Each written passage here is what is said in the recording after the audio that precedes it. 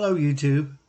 A few weeks ago I uploaded a video called Radio and YT Analytics where I mentioned that looking into the analytics on my channel's dashboard, I found out that you, the viewers, seem to enjoy the videos about radio. So that's great because that's right up my alley. And I enjoy radio. I have enjoyed radio since I was 8 years old. I've worked in broadcasting. I have done both commercial and non-commercial AM and FM broadcasting, as well as some low-powered stations and maybe a few questionable radio stations, but let's not get into that. I also posed the question for you, the viewers. If there is something specific about radio that you have a question about, or comments or concerns, leave those questions down in the comments of this video, Radio and YT Analytics. Well, Mike from my Keto-rific journey has asked the question, what type of shortwave receiver he should buy. Hi, I have a perfect one you could buy, and it's well within, it's reasonable for the budget. Even I'm thinking about picking up this radio. This is the Tecsun Digital PL330 AM FM longwave and shortwave Worldband radio, and it does include single sideband, so you will be able to listen to aircraft and some military and ham operators. This radio sells for a cool $80. It's getting great reviews, and I know a few people who have made videos here on YouTube, and I'm going to leave those reviews down in the description box, and you can look up those links yourself and kind of make up your mind, if this is a radio for you, or if you want to go with something that's a little bit higher priced, like the Tecsun PL880 up here in the top right hand corner. Both excellent radios. Tecson has just been blowing receivers right out of the water as far as their ability to receive signals all across the radio spectrum from 100 kilohertz all the way up to about 29.999 megahertz, which everything below 100 kilohertz is often used for beacons and mostly submarine communications from land to a submarine out in the ocean. Those radio waves at those lower frequencies below 100 kilohertz tend to penetrate the earth, and they make their way to the submarines that are floating underwater. So this radio, as far as I know, does not slip down below 100 kilohertz, but it does cover almost 90% of the radio spectrum. As far as being a decent receiver, no, this is an excellent receiver. As I said, it gets great reviews. It is small form factor, so this is going to fit in a go bag. This is going to be small enough to tuck into a corner in a closet or up on a shelf. It's not going to take a whole lot of space. It does recharge on a lithium-ion battery. It does have digital signal processor. This radio is not a super heterodyne type receiver that uses just transistors and diodes to receive a signal. This radio is actually a digital receiver. Both will still be prone to noise. So when we talk about noise, shortwave operates primarily on amplitude modulation, or AM. So it is susceptible to noise, and that noise could be created usually by man-made products like cell phone chargers, walkie-talkie chargers, some laptop power supplies, and there are some TVs will cause interference and make your reception undesirable. With this radio, it does have an external antenna jack on the side, and you could hang, 50 to 100 foot of speaker wire or some kind of electrical hookup wire between a tree and your window. Plug that into your radio and you have great reception. But keep in mind, you still have that risk of hearing, man-made noise that will make reception undesirable. On the other hand, this receiver is sensitive. These are hot receivers. I can tell you from all the reviews that I've seen on YouTube, this is one of the radios I plan on getting because it is budget friendly, at $80 plus, unless you have an Amazon Prime account, even with the shipping, if you had to pay shipping, the shipping wouldn't be that bad. So it's a radio under $100. And certainly well worth the money. Not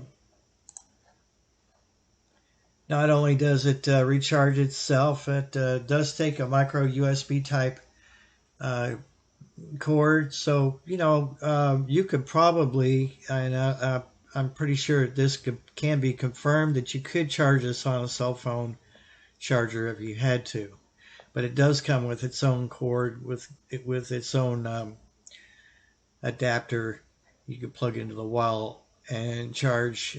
It's got a 3.7 volt battery in there. It's lithium ion. So this radio has many options for charging. A grid down situation, you could charge this off of one of those battery, power banks that is hooked up to solar. So pretty versatile as far as charging goes. It does have a sleep timer.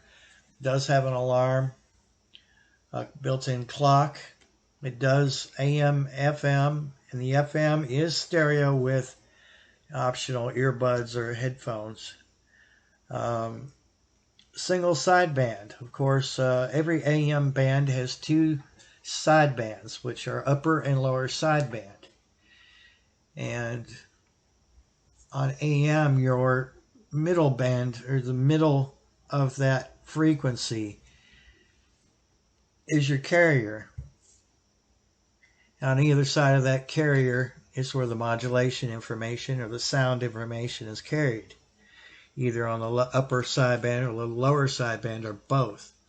So this radio is able to detect single sideband. You will be able to hear military, and there's very few radio stations that actually broadcast in single sideband. There are some pirate radio stations you can listen to on sideband, but primarily this is for voice communications. So it does have backlighting. This radio doesn't really, now there's another rig, which would be the PL990. It does offer a wide narrow band filter. So depending on whether you're on AM or single sideband, you can flip that filter on and off. Now that is on a PL990, and that's slightly more money for that radio. I think it's running about $170 here on Amazon, plus whatever shipping is. So again, it is a small form factor radio, so it's going to fit in small places. It's not going to take up much room in your bag. You can take this radio with you, and if you want really, just pristine reception, I would move away from the house, or I would get away from town. I would get out to a park somewhere, or out in an open field, or out in the woods, and string a wire up. And, a lot of times you don't even need the wire. The built-in antenna stretched out as far as it goes will be sufficient, mostly for FM and the shortwave bands. Now, I want to clear up a little misconception. A lot of people think that that whip antenna is connected to the AM side of your radio. However, it is not.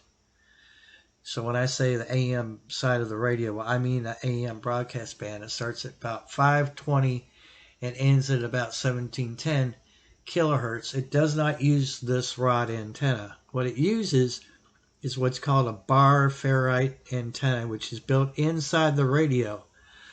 So a little tip. These are very directional type antennas. The bar antenna that is built into most radios that have AM is very directional. So if there is an AM station that's not coming in very clear, you can rotate the radio until your reception increases, and then, you know, it's more desirable to listen to. So that's a little tip to keep in mind. But there is a misconception that the rod antenna, this telescopic antenna, is tied into the AM circuit, but however, it is not. It is only for FM and the shortwave band. A couple radios that I have. One is the Grundig G3 Globe Traveler. I'm not sure if Amazon is still carrying this radio, and I think it was about $140 at the time. I bought mine several years ago, and it's seen better days. It's a little rough around the edges. And a classic that I have is the DX390 by Realistic. Some of these radios actually say Radio Shack. You know, but it does the same thing that the PL880 does and the PL330.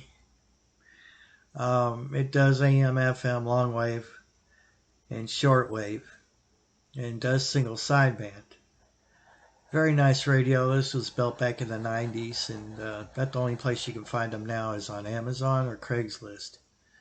I bought this one on Amazon here not too long ago for $80, about a year ago. So it was in pristine condition. It still is. It's still a great receiver after all these years. Again, this is an answer to the question from Mike with Ketorific Journey with Mike. You might want to check out his channel, hit that subscribe button for him, and see what it's all about. Follow him on his journey. You might be on this diet as well. And in the future, anyone else has any questions about shortwave radio, AM, FM radio, long wave radio, two-way radios, heck, even low power Part 15 license free legal broadcasting, or even pirate. I'll even touch on pirate. Just leave your questions down in the comments section, and we'll keep this going. Again, this video is an answer to Mike, and he wanted to know what would be the best shortwave radio to buy. And you see we already have some comments down here, and right here it says, the Ketorific Journey with Mike. What is a good, inexpensive shortwave receiver that I could buy? So there's your answer, Mike. I hope this helps. If you have any more questions, I'll try to answer them. And again, I appreciate everybody joining me on YouTube. And again, post your questions, your comments, and I'll try to answer you as quickly as I can. Everybody have a great day out there. Stay safe. And keep your head on swivel. Things are getting really crazy out there. Take care. Goodbye.